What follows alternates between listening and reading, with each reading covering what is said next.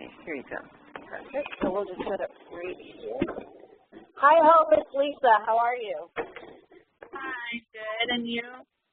Good. Thank you so much for agreeing to talk with us. Anytime. Are you able to hear okay? Yeah, I can hear. Okay. Let me know when you're ready, Seth. Actually, I had that set up for kind of. That's okay. Is that okay, Scott? Or is it glowing? Or yeah. That's okay. You're fine. You're fine.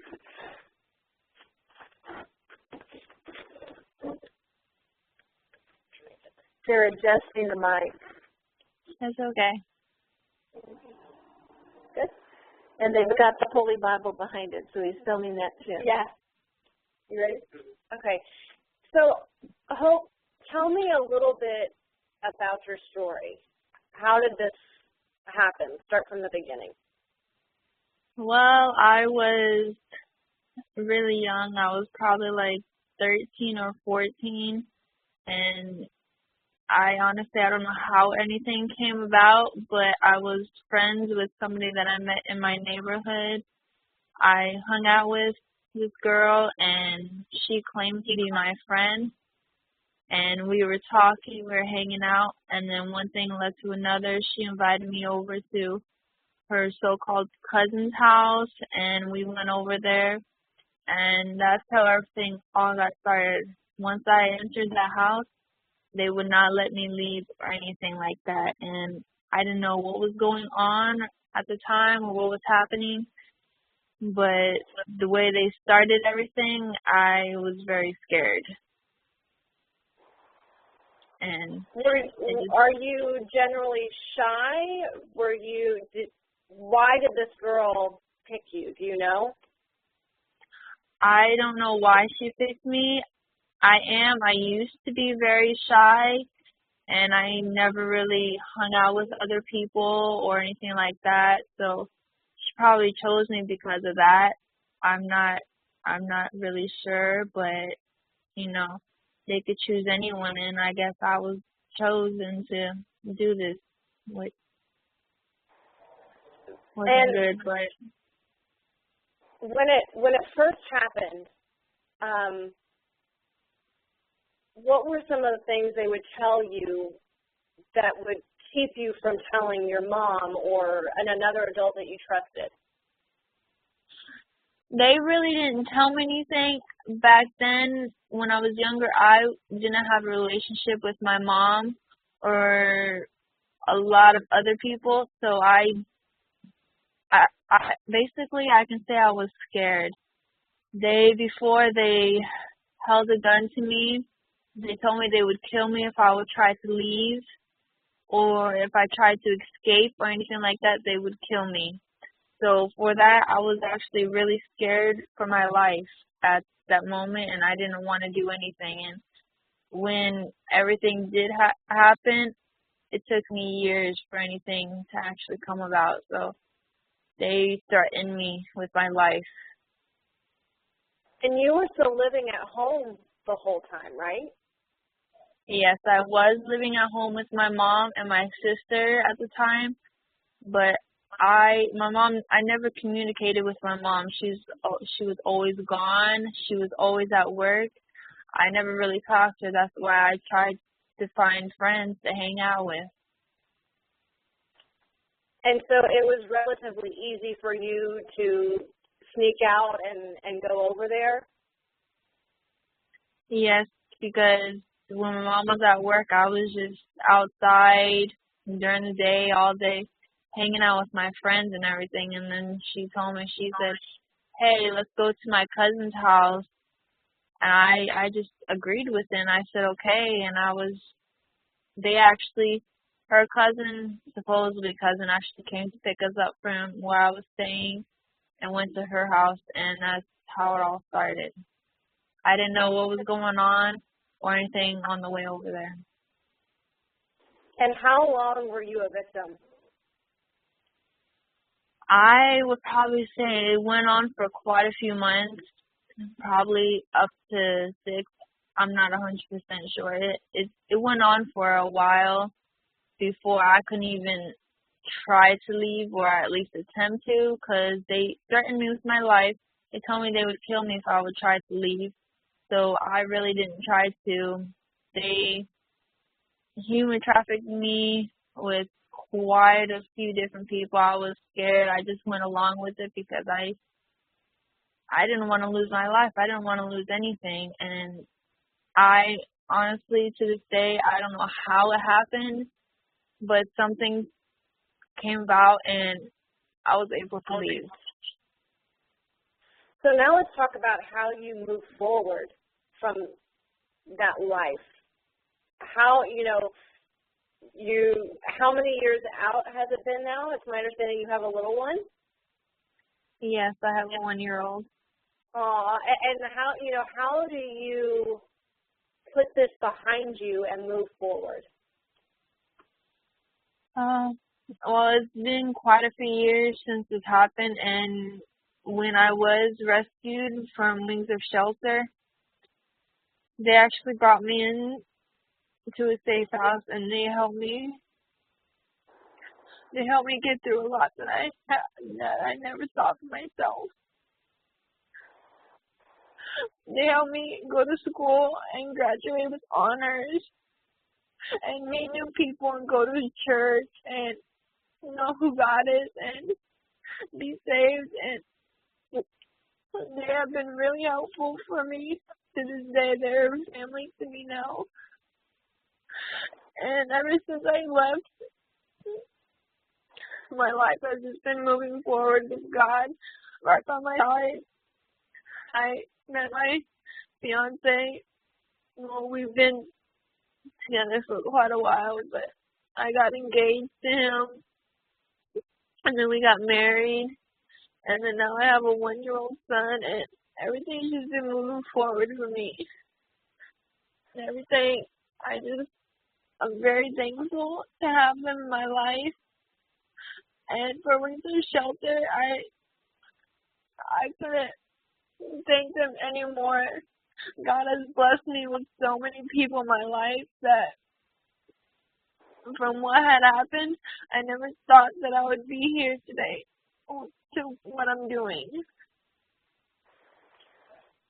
If you were to meet with other young ladies that had just been rescued, what would you say to them? I would basically tell them that if they were just rescued, I would tell them that they need to do something positive, stick with if there was Wings of Shelter, what other group they're in, they need to change their life for the better. The life that they were doing is not for them. That there is God out there, and He is there by your side, and He will help you through everything, and you will have a better life. I didn't know that I would have a life that I have today if it wasn't for all the people in my life that try to help me get through this and put the past behind me. You won't ever forget the past, but you just have the past behind you and just move forward. What do you say to parents whose daughters have just been rescued? What's the best piece of advice you can give them? All I can tell them is for all the parents that have the daughters or whoever, it could be any child that has been rescued. They just need to be there for their child. They need to talk to them, communicate with them. Don't ever judge them for what has happened. It's not their fault. Nothing is ever their fault. They just need to be there for them, hold their back, give them advice, and just comfort them. Because they went through a lot. I know because I've been through it. It's nothing easy. What about parents just in general?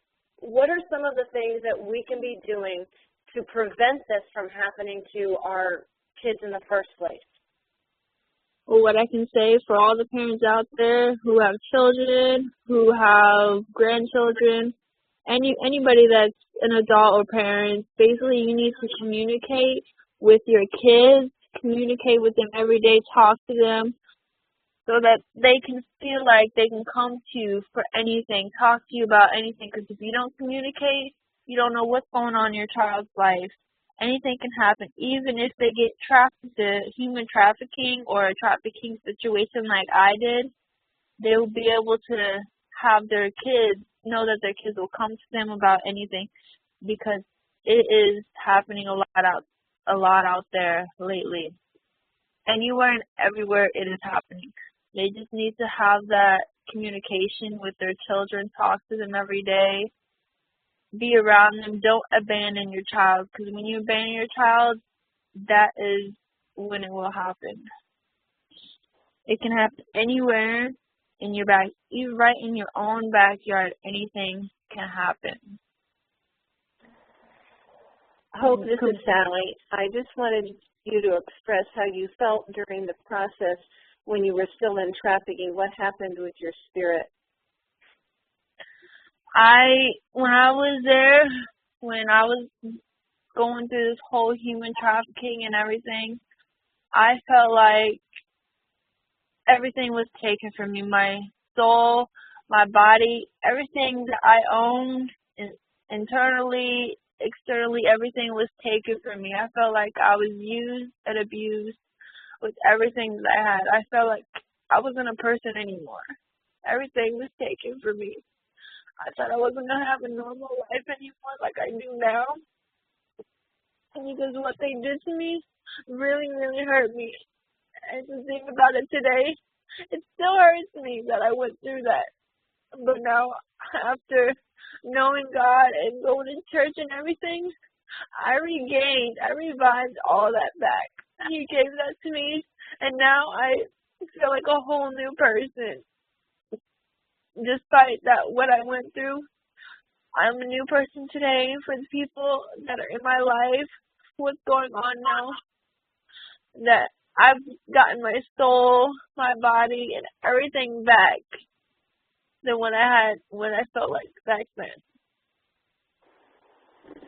I just want to say to you, Hope, that we love you very much and that you're a very strong young girl, and you make a great example to other young girls that if they're stuck in this, that they just need to tell somebody. They need to get help, and they can overcome as you have. How did you get out? To be honest, I don't know how I got out. Something happened. I don't even remember how I got out. I just know one day I woke up and I guess either they were sleeping or they weren't there or something, and I just got up and I left. With not looking behind me, I just left and started running, going home, wherever I could go to find my way home. I never wanted to look back. I don't know if it was God at that time, even though I didn't know him, or what. I was able to get up and leave the door and never look back. And I was so scared and afraid that I never even told anybody. So then how did you find Wings of Shelter?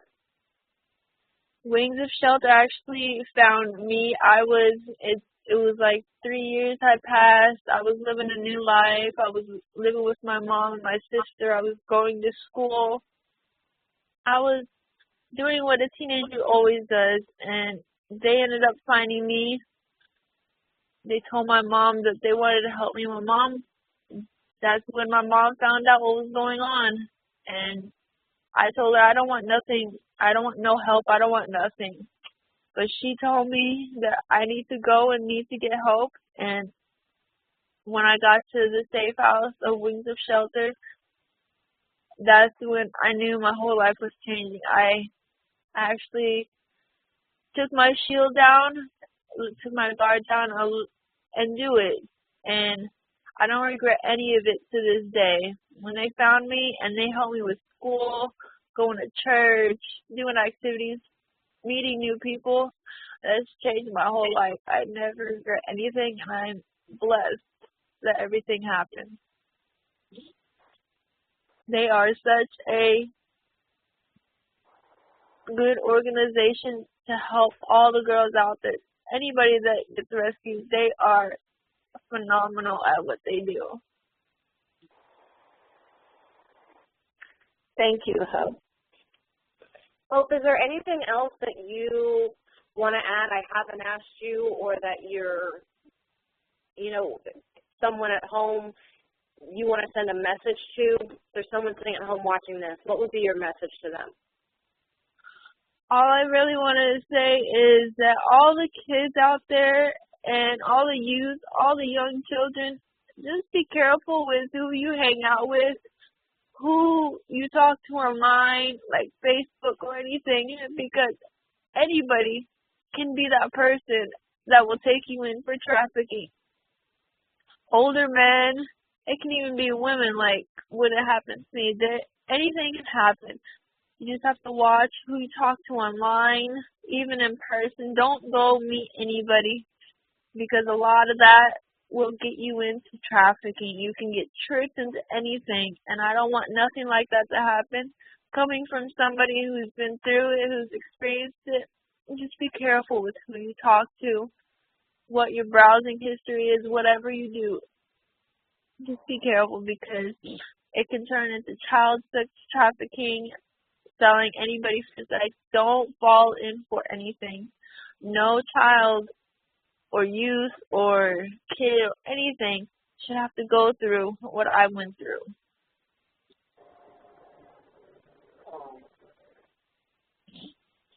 Was she like a missing person for other dramas, or that's just she's a so it was going on while she was still living with me. Okay. And nothing was ever reported to the police.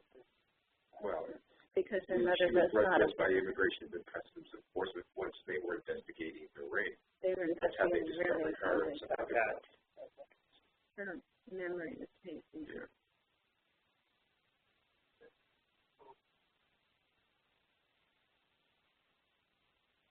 Sorry, Hope, I'm just making sure I haven't missed anything. You're okay. I think what struck me during the interview as well was when she kind of described what people were like. I mean, were they normal people that, like, you and I wouldn't really pick out? I mean, like, Hope, Sally, the film a person is asking, he's very interested in your intervention and asking, like, did these men that were operating with you seem like an everyday kind of guy, or were there any way, they were acting or looking different, or what would you say about what a typical trafficker looks like? A trafficker can be anybody. The ones who traffic me look like a normal, everyday person. Yes, it can be anybody. They can look normal and look friendly and smile to you or anything like that, but those are the ones you have to watch for. It can be any type of person, even if they look suspicious, but the ones that got me are the ones that, very friendly. They look like an everyday type of person. So you just have to watch for everybody and anybody. Do not talk to strangers. Don't talk to them if you don't know them. Even if they're an adult and you feel like you need to go, don't. It can be anybody. I'm going to put it like that. It can be anybody that you have to watch for. Good. I think when a lot of the time when people think of stories like this, when we see like the mugshots of people who get arrested for Looks scary. They don't. They're stereotypical. Yeah. They look like, they can look like a college kid. They can look like a businessman, a doctor, a lawyer. They can look like anything.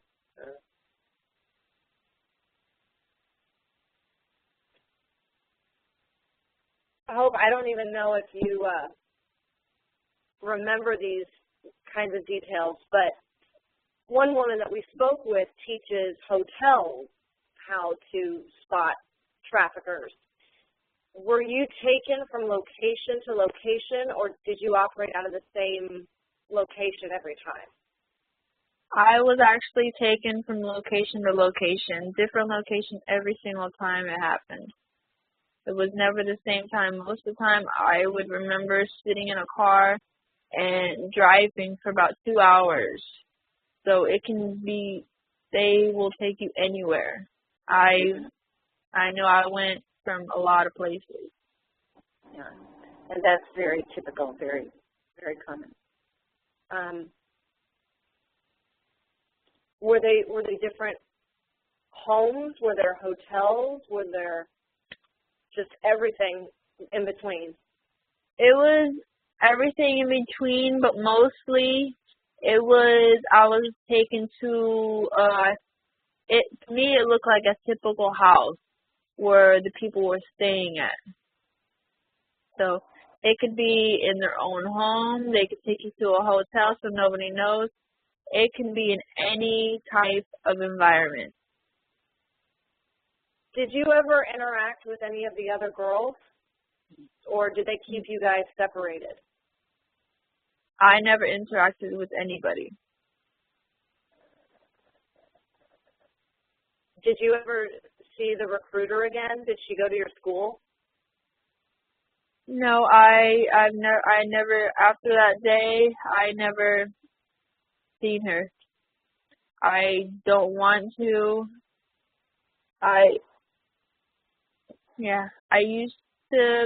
She was the recruiter who brought me in.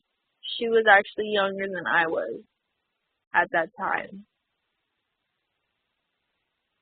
But ever since then, I haven't talked to her or seen her or try to relive or talk to anybody from when it happened.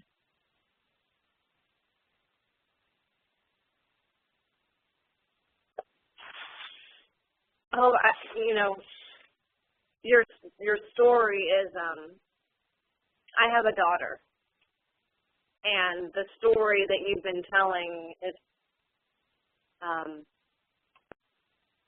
it's been hard, it's been hard for me not to just cry when you've cried during your interview. And, my goal is to educate the public so that we know what to look out for so that we can protect our kids. And in hearing you tell your story, I'm so thankful that you're sharing it with us, because I know it's not easy. And, people think it doesn't happen in our own backyard, and to know that you were one of our kids, you're one of our Southwest Florida kids that this happened to. I think it will be much more impactful in the story hearing it come from you. And I just want to thank you for sharing it. You're welcome. I will share my story over and over and over again, as long as it helps all the kids and everybody out there to prevent it. And then I will share it as many times as I have to. Well, thank you.